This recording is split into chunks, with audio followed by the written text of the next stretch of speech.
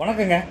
நம்ம ஐதீகத்தில் குழந்தைகளுக்கு கண் திஷ்டி பட்டுருச்சு அல்லது வேறு ஏதாவது திஷ்டி பட்டுருச்சுன்னு அதுக்கு சுற்றி போடுறது ஒரு ஐதீகமாக நம்ம எல்லாம் பெரியவங்க செய்வாங்க.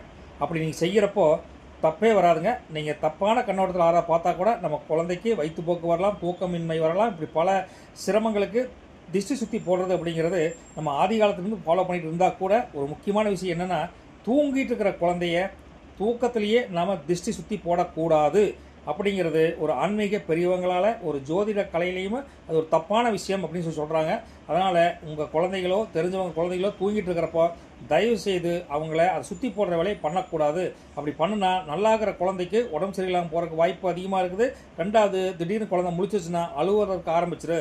அதனால் தூங்குகிற குழந்தைக்கு எப்பொழுதுமே திஷ்டி சுற்றி போடக்கூடாது அப்படிங்கிற தகவலை நீங்கள் மறக்காமல் தெரிஞ்சுக்கங்க. மற்றபடி எப்படி திஷ்டி சுற்றி போடலாம் அப்படிங்கிறத வரக்கூடிய வீடியோவில் ஒன் பை ஒன்னாக பார்க்கலாங்க. மறக்காமல் வஜ்ரம் அஸ்ட்ரோ அப்படிங்கிற நம்ம சேனலையும் கொஞ்சம் சப்ஸ்கிரைப் பண்ணிவிட்டு சந்தோஷமாக இருங்க. போயிட்டுங்களா? சந்தோஷம்.